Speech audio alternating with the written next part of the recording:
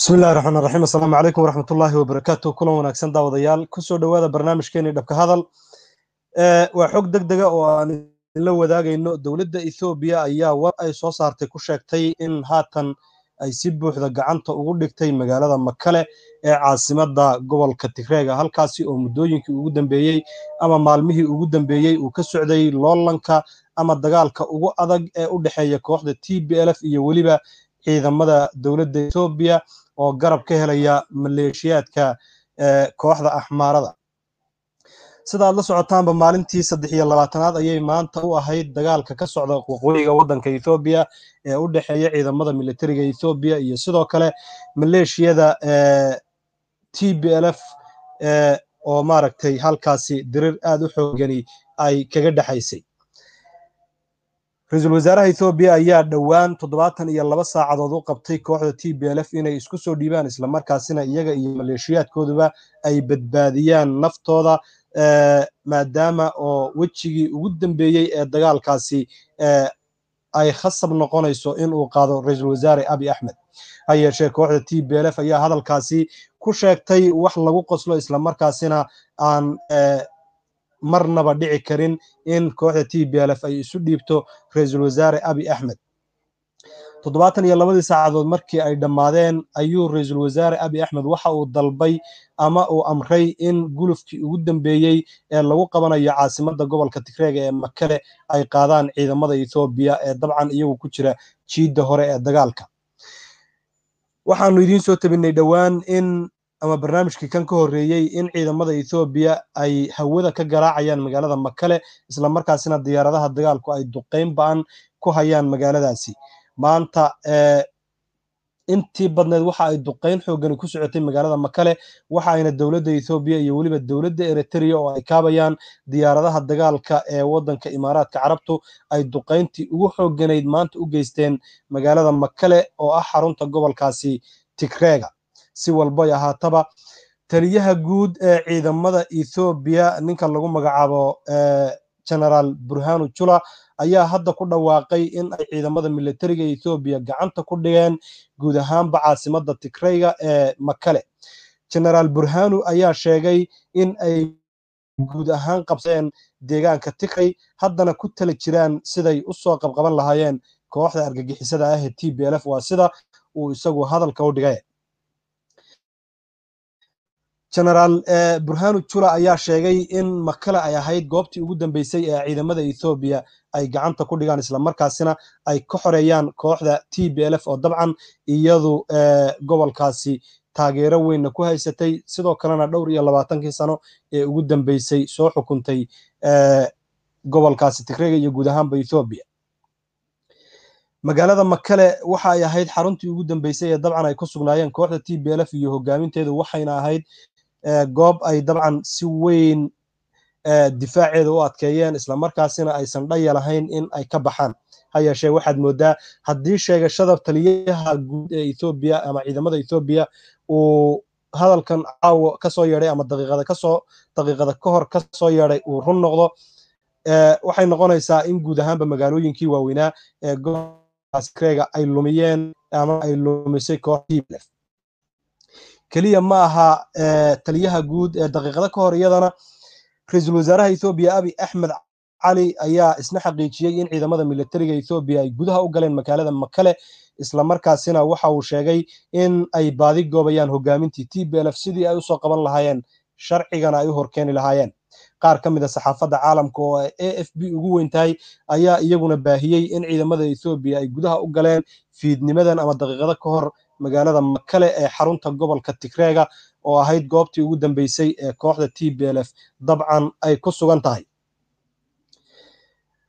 waxaad moodaa marka la fiiriyo wararkan isa soo taraya ama ka imanaya dhanka dawladda Ethiopia iyo dabcan dhanka warbaahinta caalamka in ay u badan tahay in ciidamada Ethiopia iyo ciidamada waddanka Eritrea oo dabcan maleeshiyaad kala duwan oo aad u fara badan ay kaabayaan in ugu dambeyn ay qabteen magaalada Makale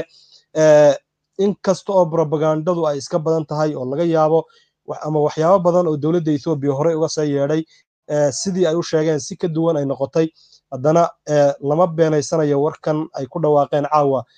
madaxa sare ee dowladda Ethiopia gaar ahaana ra'iisul wasaare Abiy Ahmed iyo waliba taliyaha guud ee ciidamada Ethiopia General Burhanu Jula oo dabcan sawirka haatan shaashada idinka muuqda isagu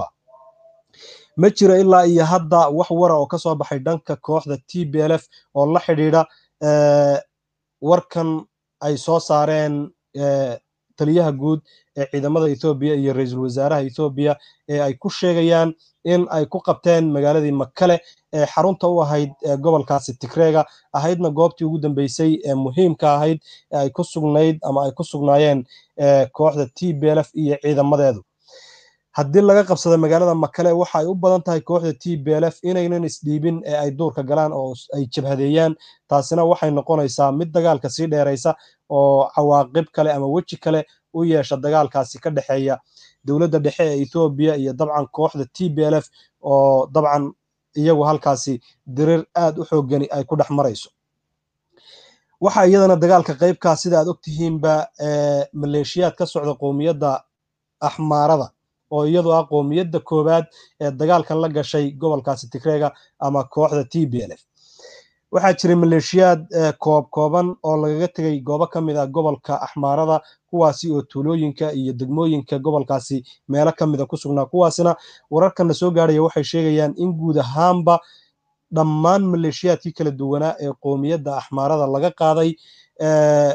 goobihii ay ku sugnaayeen ay kaga sugnaayeen wali baaqi kaga ahaayeen gobolka Axmaarada isla markaasina la geeyay jidaha hore ee dagaalka waxayna wixii hadda ka dambeeya noqonaysaa sida ay xaaladdu u eg tahay inkasta oo aysan xog ahayn taas laakiin sida xaaladdu ay u eg tahay maadaama oo caasimadii gobolka Tigreega la qabsaday waxay u badan tahay wixii hadda ka dambeeya in aysan ciidamada militarigu duur kula dagaalamin kooxda TPLF hadiiba ay duurka galaan maleeshiyaad gaar oo loo sameeyay ama maleeshiyaadka qoomiyadda Axmaarada oo dabcan wixii kale ee markaasi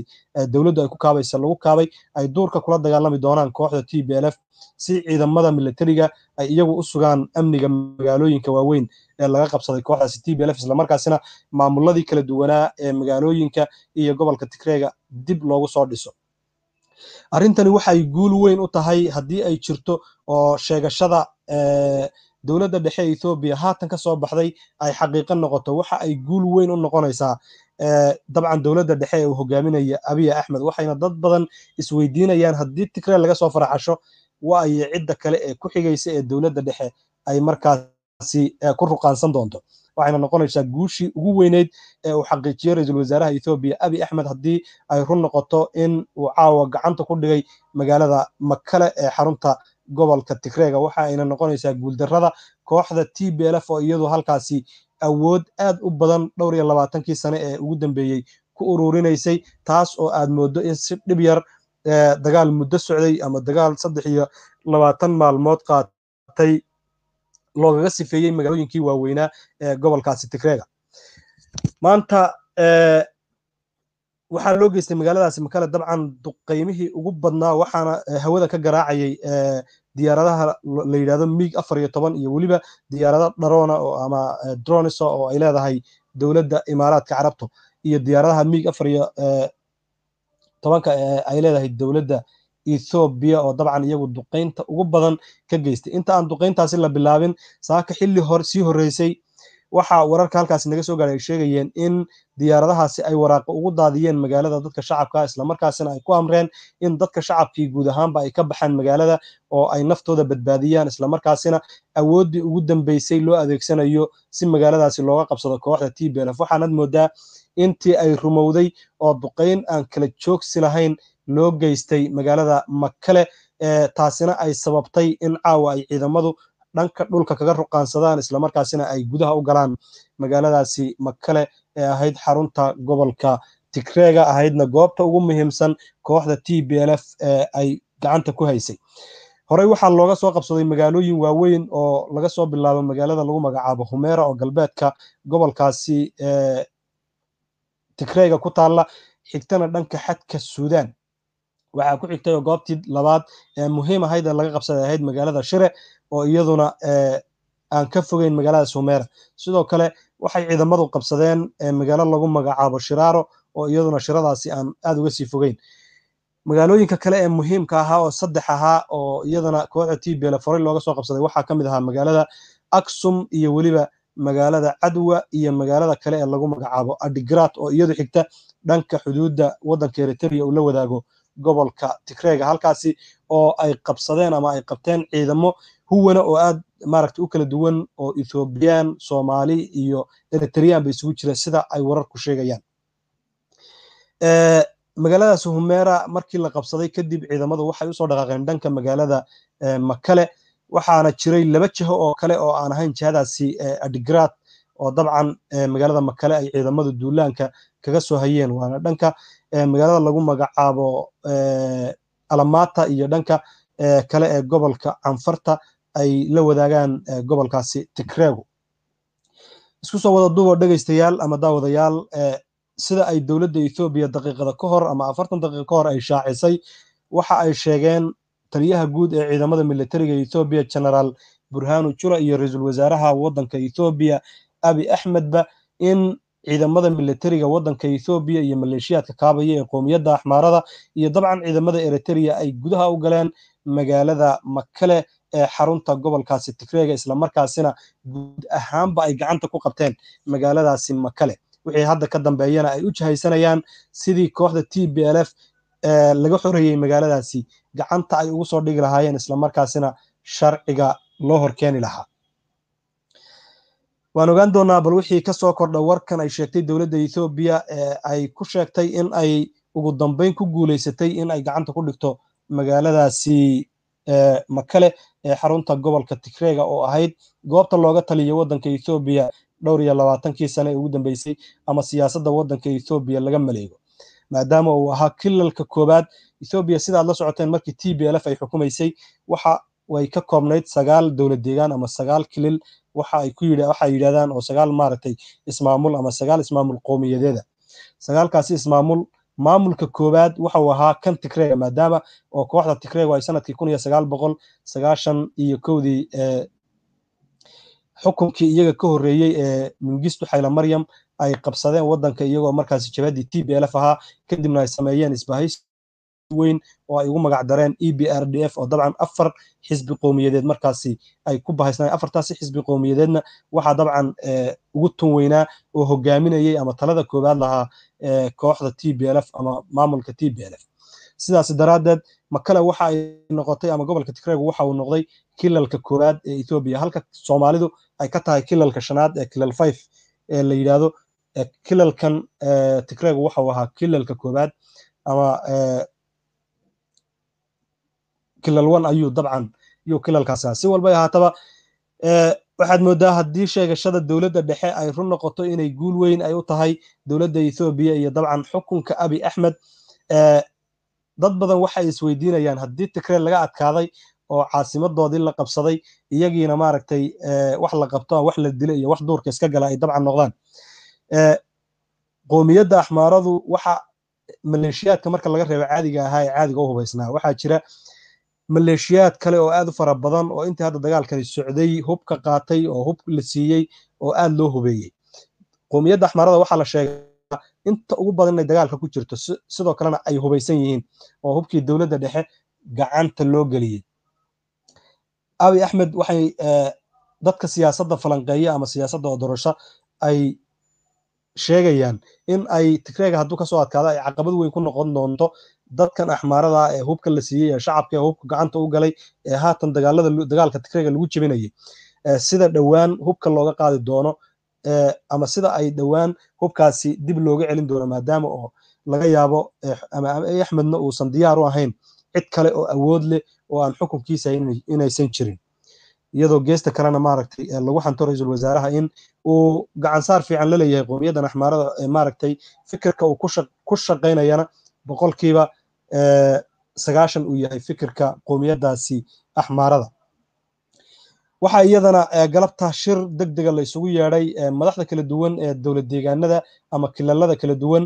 sida la socotaan madaxweynaha deegaanka Soomaalida mudane Mustafa Maxamed Cumar maalmihii ugu dambeysay waxa uu socdaal ku marayay deegaanada xuduudaha gobolka Soomaalidu uu la wadeego dhanka Jamhuuriyadda Soomaaliya gaar ahaan dhanka Somaliland iyo dhinacan kale ee Puntland oo xuduudaha uu deegaanada ku teedsan ayuu marayay galabta isagoo ku sugan dabcan gobolka wardheer xuduudda uu la wadaago dhankan soomaaliya ayaa halkaasi diyaarad deg deg ay ka qaaday waxaana uu u duulay magaalada addis ababa ee xarunta ethoobiya halkaasina waxaa dabcan ka soconaya ayaa la sheegayaa shir xasaasiya oo ay leeyihiin ra-iisul wasaaraha ethoobiya iyo dabcan madaxda kala duwan ee dowlad deegaanada lama oga shirkaasi waxa uu ku saabsan yahay iyo qorshaha ay ku gaari doonaan waan se ogaan doonaa wixii ka soo baxa waana idiin soo gudbin doonaa aad baad u mahadsantihiin saaxiibada hawada sida tooskaa noogala socda waa nuur maxamed oo idinku dhaafaya sidaas iyo nabadgeliyo waan isu soo noqon doonaa haddii rabbi qadaro wixii war ee kasoo kordhana waxaad kala soconaysaan SSTV iyo dabcan channelada kale ee aan sida tooska idinku soo marino warbixinada aanu halkan kasii deyno tan iyo kulan dambe nabadgeliyo